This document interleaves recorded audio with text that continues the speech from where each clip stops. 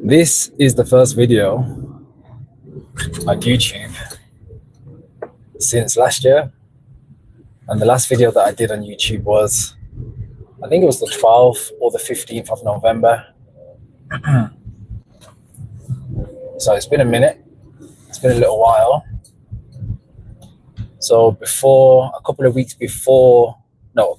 after my last video, I was pretty much getting all my last minute prep, getting all these final things finalized before my big adventure to New Zealand. So I left on the 1st of January and I got back in the UK on the 29th of January. Hold on. I left on the 1st of December and I came back on the 29th of January. So basically it was like 2 months I was away. And yeah, it was my first time experiencing a summer birthday, I guess a summer Christmas, summer New Year's.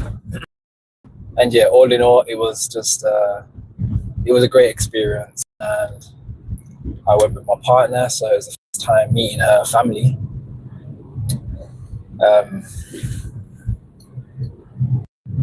Yeah, it was the first time meeting her family, which was nice, which was good. I heard so much about them, but I haven't met them face to face anyway. But just to put into context, New Zealand, for anyone in the UK, you'll probably have a better understanding. But so New Zealand is 2 times bigger than England, and the population they have there is similar to London. So you can only imagine how much space there was, how much space to breathe, how much. It definitely aligned and resonated highly with my lifestyle, because obviously I've changed so much over the years, especially when it comes down to consumption, just the way I exist. Yeah, it's definitely a place that I would definitely live, if I'm completely honest with you. So you know that I'll definitely be returning at some point. But yeah, it was great. Back in 2011, I believe, they had an earthquake. So, you know, I managed to kind of see where a lot of the places where the earthquake hit. So now these areas are classed as like the red zone areas. So in the red zone areas, you have, you know, a lot of people that are just camping out there, whether it's in their vans, their cars, or tents. And you've also got a lot of fruit trees, which they've just planted there, because obviously it's a land that can't be built upon. Not right now anyway. So there was a lot of fruit to forage, lots of plums, apples, they had feijoas, so a lot of maple trees. I don't think this video is going to do justice to like the experience that I had, because obviously I've come back now, I've been able to kind of ground myself again. So there's probably a lot of stuff that I'm missing out.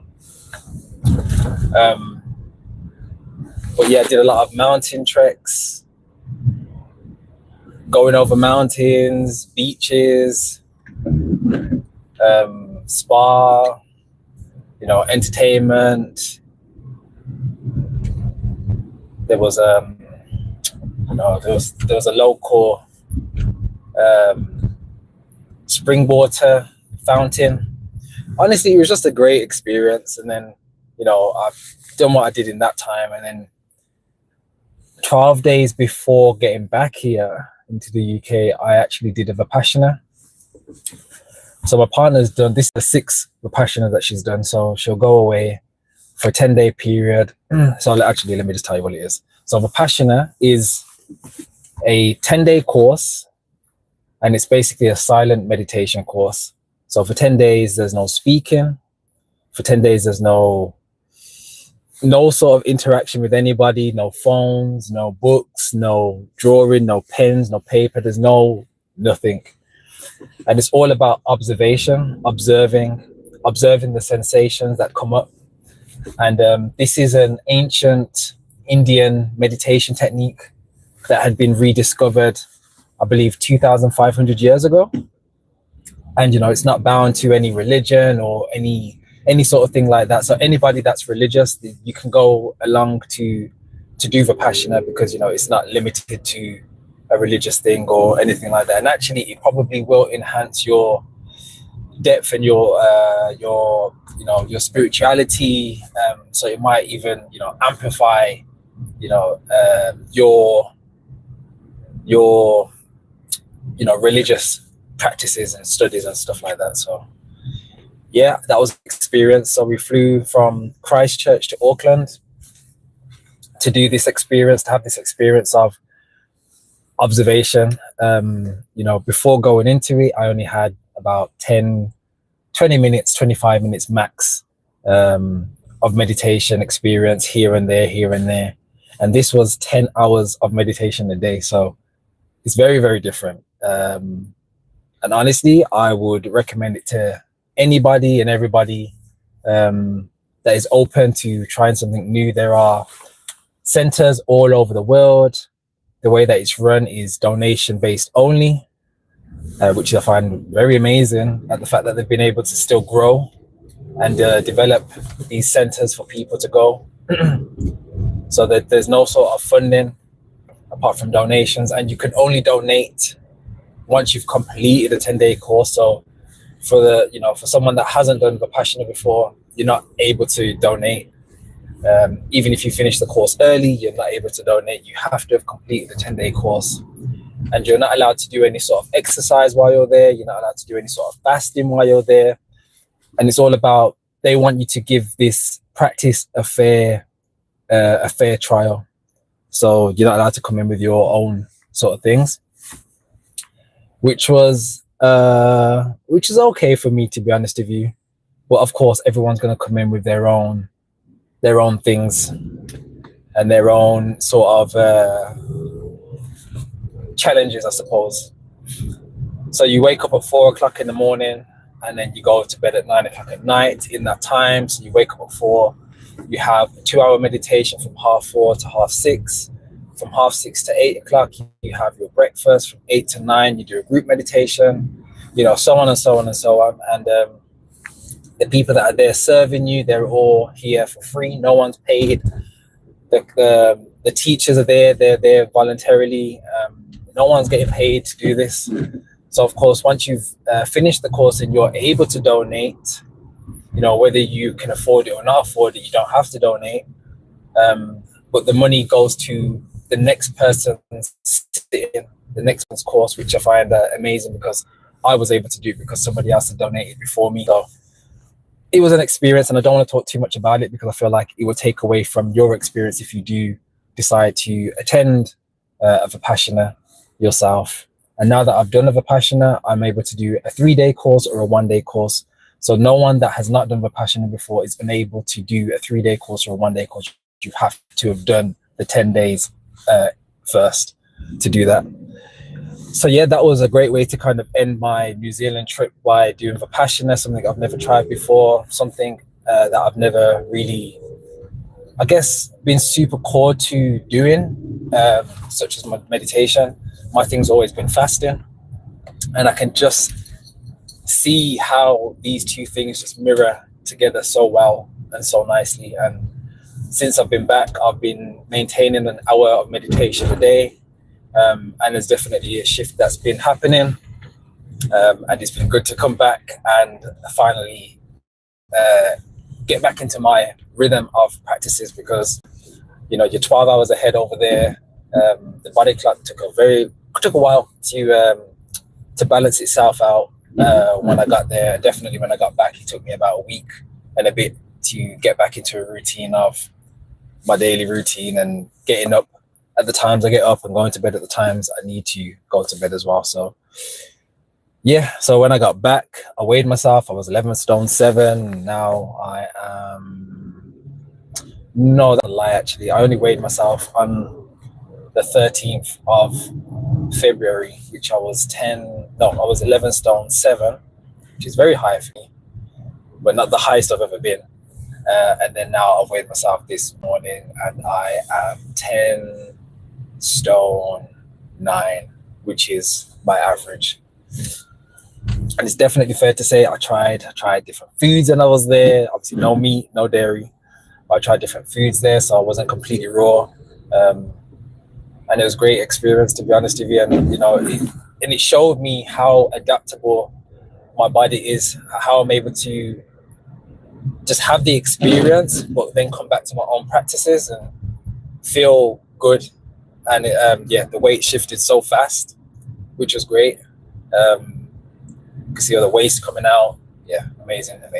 So that was my experience in a nutshell, which I've probably completely missed a lot of the stuff that I did there. But yeah, so now I'm back at work again. It's been a nice gradual start back to work, which is good. Got a new project, which is all about allotments. So I'll be basically overseeing 15 blank canvas allotment spaces where I'm able to go in there with community and develop it and grow, which is just feels so aligned right now. It's just the perfect time for a whole plan together. So I guess if you're in Birmingham and you feel called to come in to, have a bit of space to grow or just to support the growing process, giving back to nature, giving back to Mother Earth, and trust me, your cup will be full. Your cup will be filled. So yeah, it's nice to get back on here. It's nice to get back doing these consistent videos. So that's about it really. I've got nothing else to say. I've been holding 7-day beginners dry fasting ascension challenges in which the community is growing very nicely. I've got people from all over the world that participate in these challenges, and it just keeps continuing to grow. I did one when I was over there, challenge. The last challenge finished, I think this week, Monday, and then the next challenge will be at the beginning of March or mid-March. So if you feel called to join in this space to do a 7-day beginners dry fasting challenge, you're more than welcome to. It only requires you to do 12 hours. It only requires you to do 12 hours of meditation daily. And that can include your sleep time as well. And of course, for those serious did I say meditation or fasting? I meant to say fasting if I didn't say fasting. So for those serious fasters, of course, 12 hours is very minimal, but you got to realize that there's a lot of people that have never fasted before. And this is a beautiful gateway to be intentional with the practice of fasting and getting yourself and your body prepared for the longer fast and getting your body into a rhythm and being intentional about consumption, having that awareness of consumption and how it really does affect your day-to-day life, your day-to-day, routine, the way you show up. So yeah, I hold this space to introduce this to people. It's a completely free group and it's donation based. So if you feel called to donate due to the experience that you had, wish to continue to grow these, doing the advertisements to make this a worldwide accessible space and place for people to dive deeper in a supportive group. Because I believe we all have the tools to heal ourselves, and I think we just have to remember and make it accessible for all. So on that note, I'm going to leave it here.